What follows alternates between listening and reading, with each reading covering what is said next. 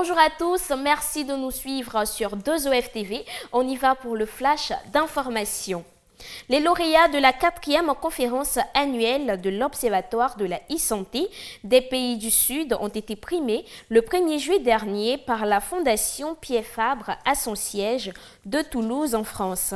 Cette année, 5 prix ont été décernés à des promoteurs issus entre autres du Burkina Faso, de la Tanzanie, de l'Inde et de la Mongolie.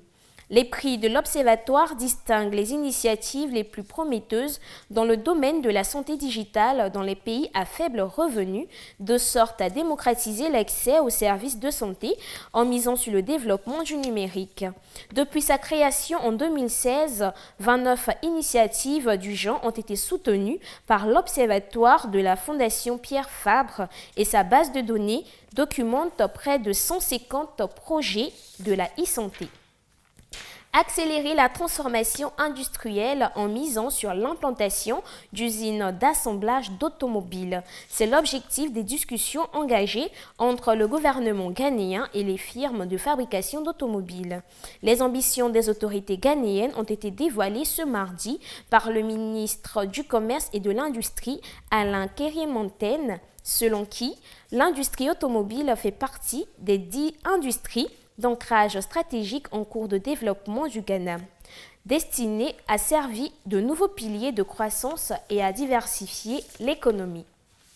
Le FMI satisfait du Cameroun à l'analyse des résultats enregistrés dans le cadre de la mise en œuvre du programme économique triennal dénommé Facilité élargie de crédit. Selon les experts de l'institution, la conclusion positive de la 4e revue du programme permet le décaissement de près de 45 milliards de francs CFA, ce qui devrait porter le montant total des décaissements en faveur du Cameroun dans le cadre de la facilité élargie de crédit à 300 milliards de francs CFA.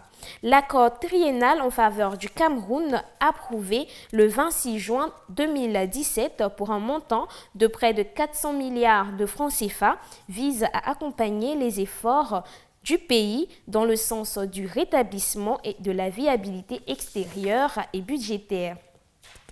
L'économie mobile en Afrique subsaharienne a généré un chiffre d'affaires de 150 milliards de dollars en 2018.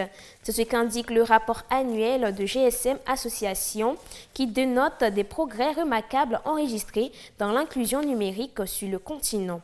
Il faut dire que le secteur de la téléphonie mobile contribue toujours, selon le rapport GSMA, à 8,1% du PIB des États d'Afrique subsaharienne.